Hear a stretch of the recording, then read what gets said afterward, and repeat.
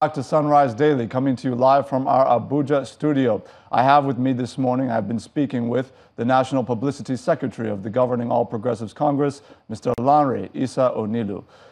So we've been hearing from various stakeholders within your party that there's increasingly this atmosphere of who you be, no be me be chairman in the party, that essentially the chairman is having his way. And that he's not really regarding the thoughts and feelings of many of the members. I want to ask you, in view of some of the controversies we're hearing about whether or not NEC will reconvene to assess the outcomes of the primaries, is that account given by people like the Director General of the Voice of Nigeria, Osita Okechukwu, are those accounts, is there any veracity to those accounts?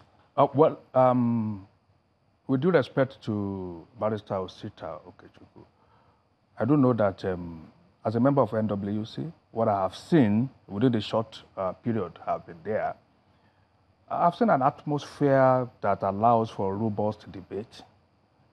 I've seen a chairman that listens a lot, a chairman who canvasses his position, and also listening to other people to canvass their own position. And at the end of the day, NWC takes responsibility for whatever has happened.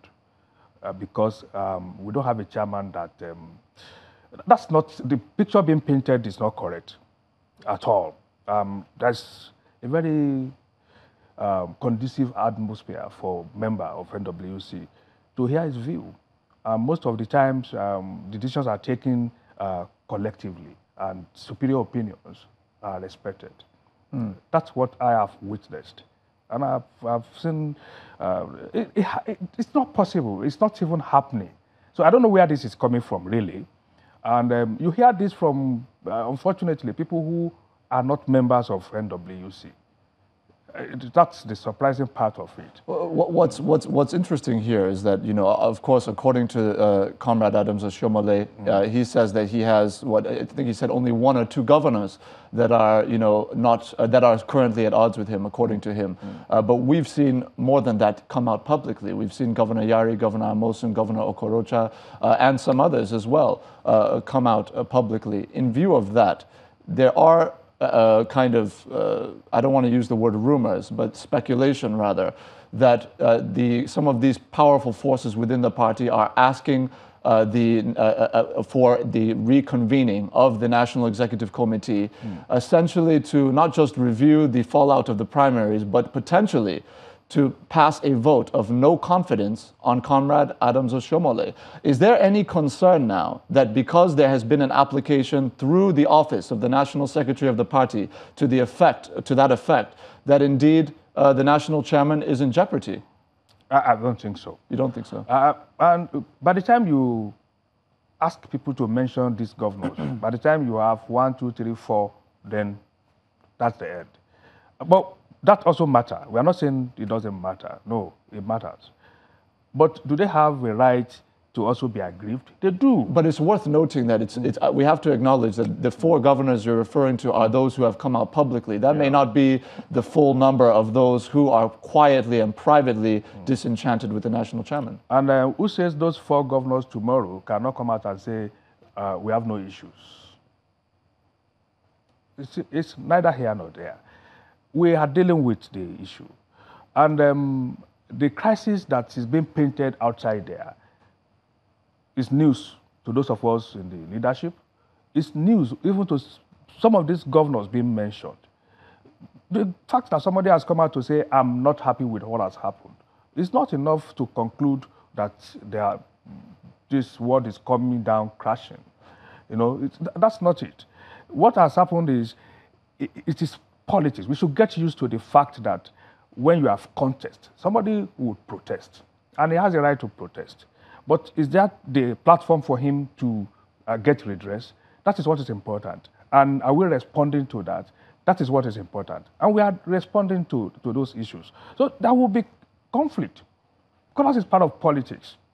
But in fairness, sir, if you look at the kind of contrast between crisis and conflict, I mean, at a point when you have, even though it has since been retracted, a statement coming from the office of the national chairman to the effect that he's under attack because he has been essentially upholding the rules and regulations of the party.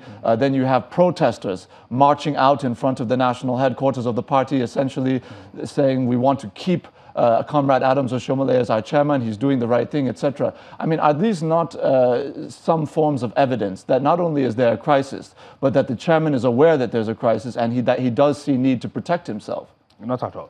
Protest itself is part of politics, and it's also part of democracy. And the right for people to use whatever lawful means to express anger is also lawful. I mean, it's part of politics, and it's also part of democracy. People who protest, you may also understand that those who come forward to say, we don't want the chairman, or for whatever reason, we are not happy. And there are those who come out to say, we want the chairman. All are exercising their rights. Is the National Working Committee at all frustrating efforts aimed at reconvening the National Executive Committee in view of the potential threat that it poses to the national chairman? Why would that happen? It is normal that you have NEC meeting whenever you need to have NEC meeting. So there's no need to even go into that. It's not possible. It's a process. Whenever we need to have NEC meeting, we're going to have NEC meeting. But people are suggesting, I even heard that it was supposed to be this week. We don't have anything like that on the table. So most of these things are coming from people that do not have anything to do with the leadership. It's not coming from within. So, and you can't suggest to the leadership that there should be a NEC when we have not even agreed or put forward a date for NEC. You know, so most of these issues are coming as news to many of us, and then we also think the media would go further. But you acknowledge that there was an attempt made. I mean, there has been requests made through the office of the National Secretary of your party to the effect that they are seeking a reconvening of the NEC. You're aware of that? If that has happened at all, I don't know. I'm not aware. And if it has happened at all, we also have to know from what quarters. Because there is procedure for asking for NEC to be convened. So perhaps if it's true that letter came in, I'm not aware of that. But I can also tell you that if we need to have NEC, certainly we are going to have NEC. Now, looking ahead now to potential solutions, as we mentioned earlier, of course, your party is now considering constituting a new reconciliation committee, apparently this week or next week.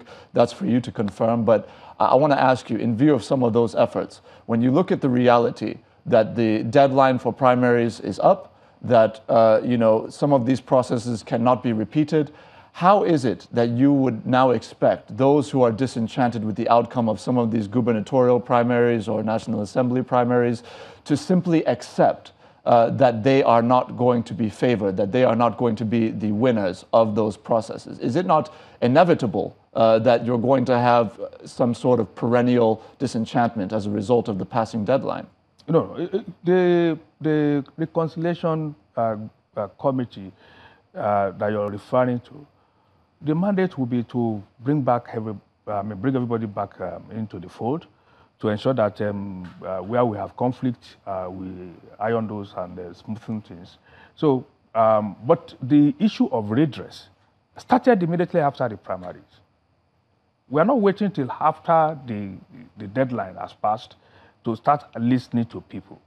That started immediately after the primaries, and it's still, as I speak, it's still what is going on. So on a daily basis, people come in, we listen to them, and where we need to take certain actions, people are sure that actions will be taken. But it's important for us to know that certainly APC allows people to bring up issues, and you're going to be listened to.